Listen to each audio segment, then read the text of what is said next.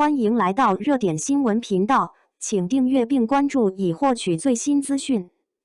丁禹锡的双重身份曝光，联合国和中国都选他的背后藏着什么秘密？最近，娱乐圈被一条非常规新闻刷屏了丁禹锡这位95后演员。竟在联合国气候大会上同时扛起了联合国新闻特派员和 COP30 中国角宣传大使两项职务。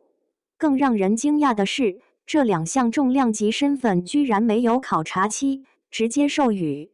这在青年艺人中几乎前所未有。他是怎么做到的？是运气，还是背后有不为人知的坚持？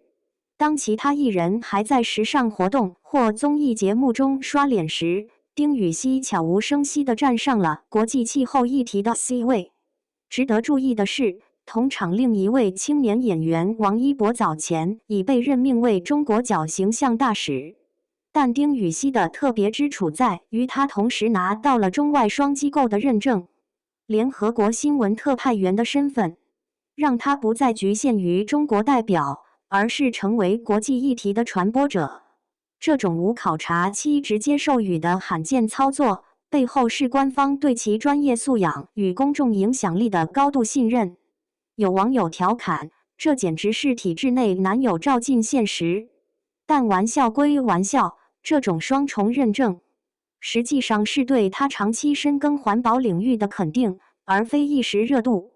在 COP30 中国角的脱稿双语演讲中，丁禹锡没有照本宣科，而是用流畅的英式发音提出，让环保成为流行，绿色成为时尚。这句话迅速被央视新闻、新华社等官媒转发，抖音环保话题指数随之暴涨90%。更难得的是，它并非说说而已。佩戴可回收材料制作的熊猫挂饰，会议间隙主动清理垃圾，甚至5年未换的微博背景图冰川融化致北极熊溺水，都在无声传递着他的信念。这些细节之所以能引发共鸣，是因为公众早已厌倦作秀式公益。丁禹锡的言行一致，恰恰击中了大众对明星责任感的期待痛点。我们需要的不是口号，而是真实的影响。若以为丁禹锡的环保行动是一夜成名后的包装，那就错了。从2018年用咖啡渣创作艺术品为动物发声，到2023年为央视雪豹纪录片配音，他的环保足迹已持续5年。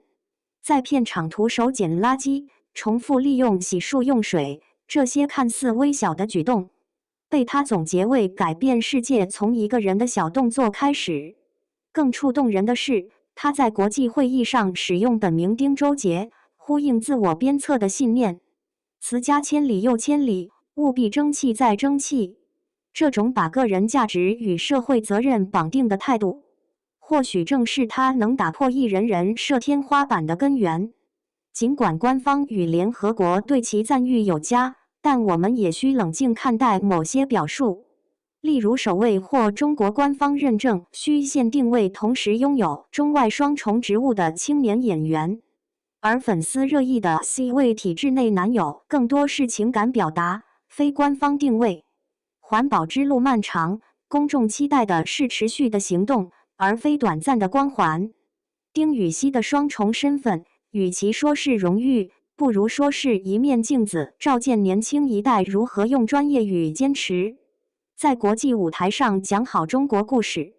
当环保成为时尚，当影响力化为行动，或许我们每个人都能自问，在自己的领域里，我们是否也能让小事改变世界？